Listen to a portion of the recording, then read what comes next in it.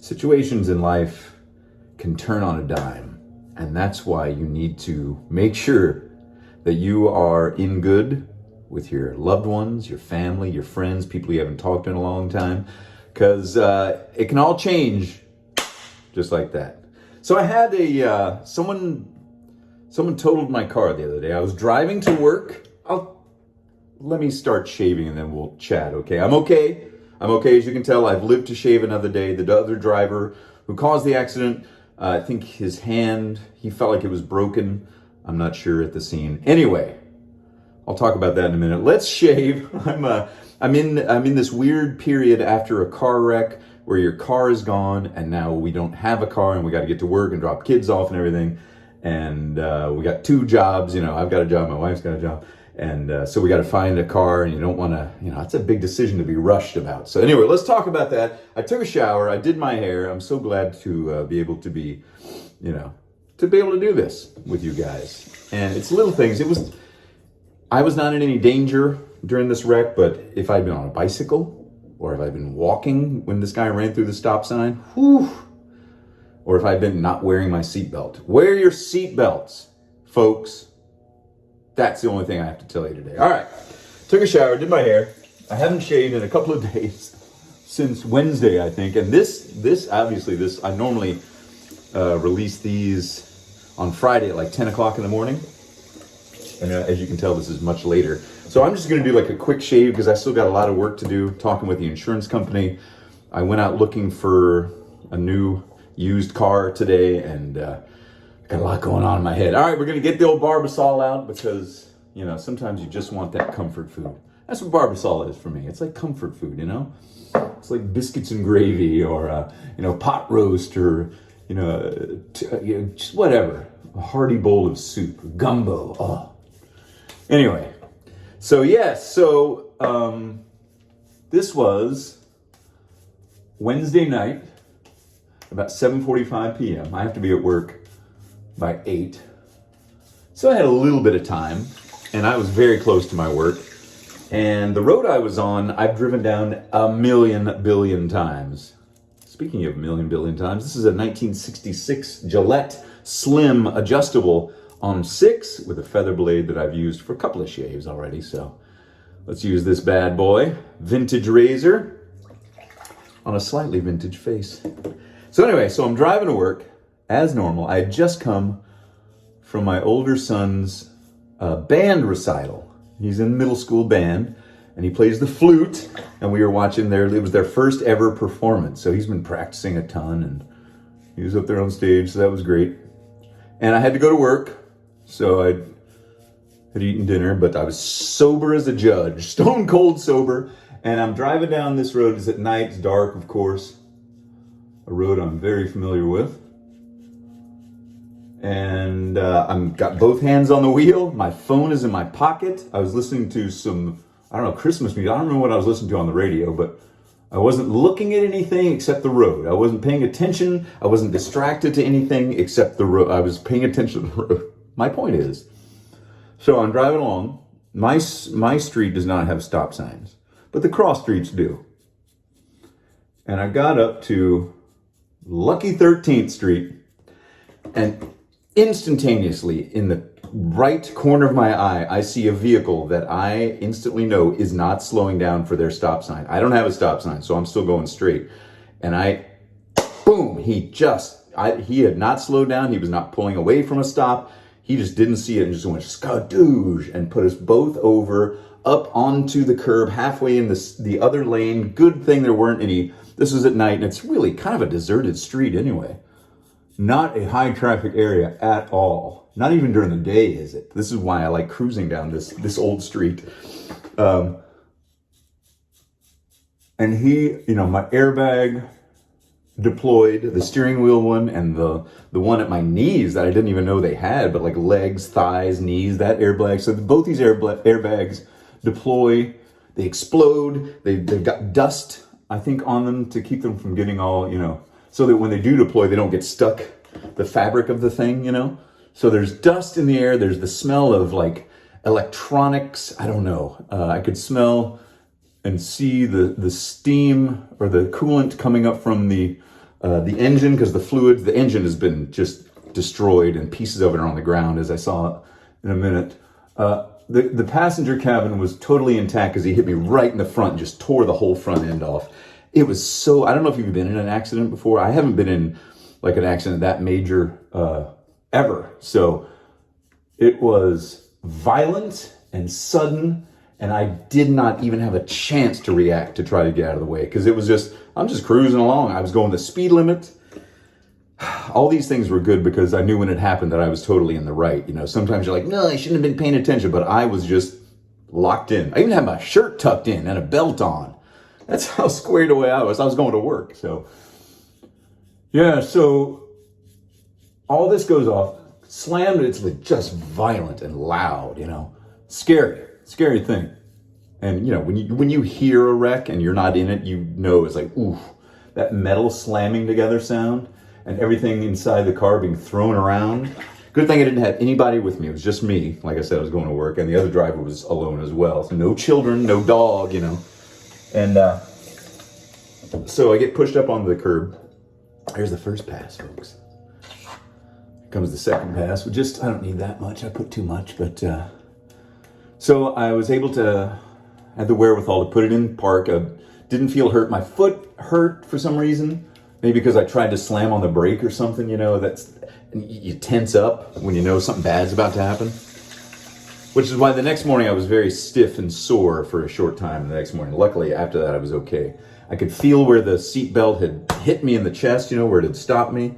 And but everything else was fine. So I got out of the car and I went and immediately looked at the driver of the other car, because my car was like this and his car was like stuck like this. So we were both up or he was in the street and I was up on the curb. So his driver's side door was right against my car, so he couldn't get out, but I could hear him. And I asked him if he was okay. I saw he was talking, and then he eventually popped out the passenger side, and he was very upset at the situation. He was crying a lot. He was complaining about his hand hurting, and but he was okay. He could tell that he knew that he had messed up, because he actually was driving a nice car. He was driving a Lexus. He was a young guy, though, you know. I couldn't tell how old he was. Couldn't quite tell. But I immediately, like I said, I had this almost Zen-like presence there, like a presence of mind to get my phone out immediately. Once I realized that everybody was okay, I filmed the scene, the state of the two cars. And then I started calling people. You know, I called the police, called 911. I called my work, because if I can't make it to work, I have a backup announcer that goes in. So I called him first. He was Johnny on the spot. He helped out. I called work later on, called 911. The fire trucks showed up. 2 fire trucks. I don't know if an ambulance showed up. I didn't remember seeing one. But then the police showed up and they talked to us, took all of our information. And I'm just standing there looking at my poor car, it was my grandma car. You know, my mom gave it to us a couple of years ago because she bought herself a new car. And it was, 10 years old. It was a Lexus RX 350, the SUV. And she had taken such good care of it, how the older generations take much better care of their things, And so I continued that on for the 2 years that I had it. It's like, I'm doing the oil change exactly on time. I'm getting things fixed. I finally felt responsible. And I loved it. It was such a comfortable car, and it was, and now it's gone. Poor thing. But anyway, so I called the wife on the night. She was out with the kids and my mom. My mom's in town. Luckily, she's in town. And okay, there's the second pass. We're just going right along here. And I made sure that I said, I'm okay. I've been in a wreck. I'm okay. The car is not. And my youngest son was pretty scared, and he tried to FaceTime me when I was standing talking to the policeman and the fireman, so I didn't have a chance to say, hey, buddy, hold on a second. But he was very nervous. The older one's harder to read. He plays his cards close to his vest, as they say. Some people say close to his chest, close to their chest. But anyway, so the wife shows up on the scene. The kids are at home with grandma. And the tow trucks come, and I get all the information, and the cops give me the thing, and that was kind of it. Then we drove away, which is a weird feeling. You just had this, sudden, unexpected, violent thing that just tore your car up. And his car, he's kind of, I don't know what he was doing, but it wasn't as bad as mine. But man, when he hit me coming that way, I'm so glad it didn't T-bone me like passenger side. And like I said, and I told my wife on the night, I said, if this had to happen, I'm glad that it happened to me and not to you, and that there was nobody else in the car, and that I was unharmed. So I feel very lucky, very fortunate. And now we're just dealing with all the insurance and, finding a new used car. So that's what I've been going through since Wednesday night. The whole next day, like I said, I wasn't really sore. I was a little bit stiff, a little bit sore, but not much. I lucked out. But man, if I'd been riding a bike, I would have been done for, because he just would have whang. Anyway, so I was just, I keep replaying it in my head. You just keep seeing it. You keep reminding yourself, oh, okay, that car is gone now. And it had been paid off years ago. And I, had debt ever since college, when, those unscrupulous credit card companies prey on the ignorant college kids and say, hey, you get this credit card, you can buy all the pizza you want. So I was like, what? I was dumb. It was my own fault. Now, they took advantage of me, perhaps. Yes, they gave me the thing, but I took it. So I'm not going to blame them, but you know what I mean.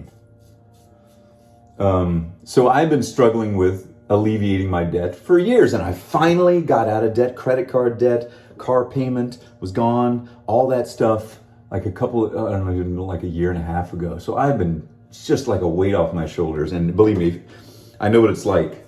If you're out there, if you're still struggling with it, it's tough, and I know it weighs on your mind. So I am not happy about having to make a car payment. They're only going to give me, a fraction of the value of a new used car, so I'll still have to finance, several $1,000s, maybe $10,000 to $18,000, I guess, for a decent used car. So, so I was very dazed and confused, I guess you could say. And I'm still kind of feeling that way right now, but I'm not going to miss a shaving video if I can help it. And since I can help it, I'm not going to miss it. It's a little bit late today, and I apologize for anyone that kind of sets their watch by my 10 a.m. Central Standard Time. But I was out and about trying to find a new car and trying to deal with the insurance company, and it's confusing what you're supposed to do and who you're supposed to talk to, and then what you have to sign, and then you got to turn. I tell you what, though. Like I said, I lucked out. I'm done with this blade, by the way. I'm going to put it away. When I went to the impound lot where my car was the next morning, because all my stuff was still in, personal effect. Oh, let me wash off. Hold on. Cold water. Ooh, I'll tell you what though.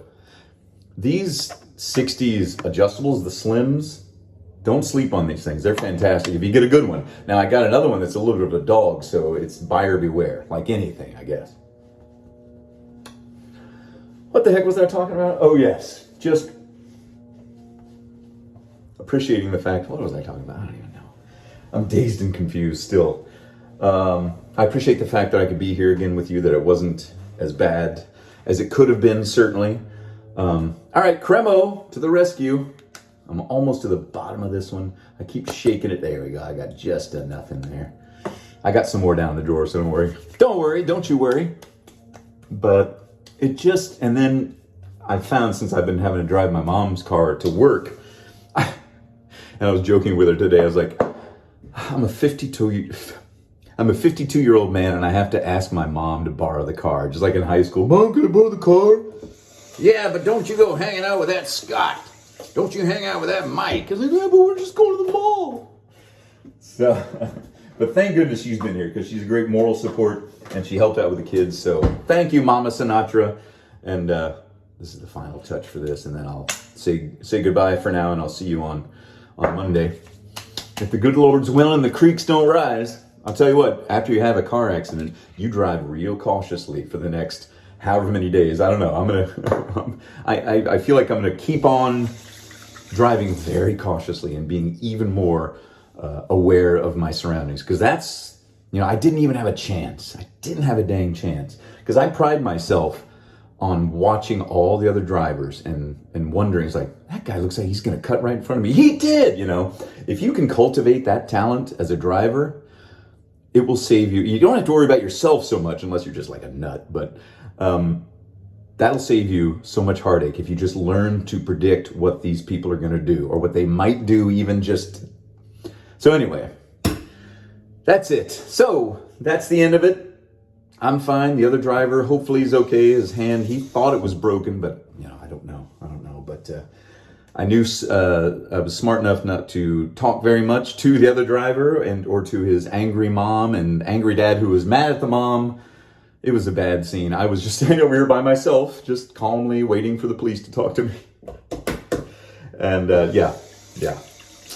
So anyway, that's it, folks. That's the story for today. Hopefully this weekend will be a lot less exciting, and hopefully maybe on Monday I'll have a new used car to talk about. I don't know.